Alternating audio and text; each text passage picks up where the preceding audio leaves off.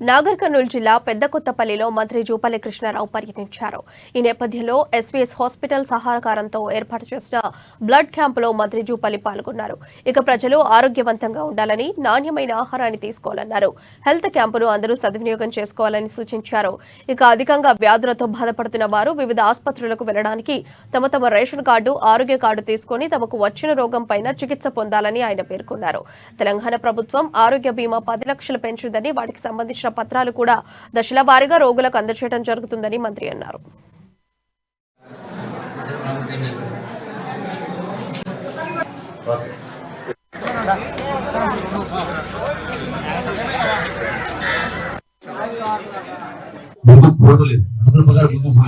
అందుకే ప్రజలందరూ కూడా ఆలోచించి ఈసారి తెలంగాణ రాష్ట్రం ఇచ్చిన కాంగ్రెస్ పార్టీకి అవకాశం ఇవ్వాలి, మా కష్టాలు దూరం కావాలనుకుంటే కాంగ్రెస్ ప్రభుత్వం ఏర్పడేది. గౌరవ ముఖ్యమంత్రి రేవంత్ రెడ్డి గారి నాయకత్వాన ఇవన్నీ కూడా మంచి జరగాలి. దానికి మీ సహకారం కావాలి, మీ ఆలోచన కూడా మారాలి, మీ అలవాటు అందరి ఆలోచన కూడా సక్రమైన సరైన మీ నూతన సంవత్సరం రేపటితో మొదలవుతుంది. కాబట్టి ఈ నూతన సంవత్సరంలో నూతన పంతాతోటి, నూతన పద్ధతులతోటి చెప్పుగా అట్లాగే ఉండాలని ఆలోచనతోటి ఈనాడు 6 గ్యారెంటీలు ప్రకటించింది. అందులో ఆరోగ్యశ్రీ ఉంది.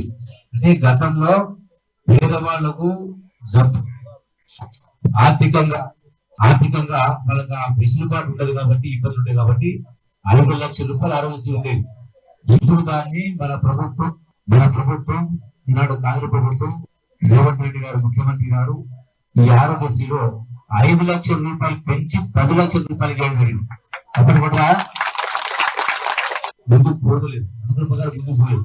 అందుకే ప్రజలందరూ కూడా ఆలోచించి ఈసారి తెలంగాణ రాష్ట్రం ఇచ్చిన కాంగ్రెస్ పార్టీకి అవకాశం ఇవ్వాలి, మా కష్టాలు దూరం కావాలనుకుంటే కాంగ్రెస్ ప్రభుత్వం ఏర్పడేది. గౌరవ ముఖ్యమంత్రి రేవంత్ రెడ్డి గారి నాయకత్వాన ఇవన్నీ కూడా మంచి జరగాలి. దానికి మీ సహకారం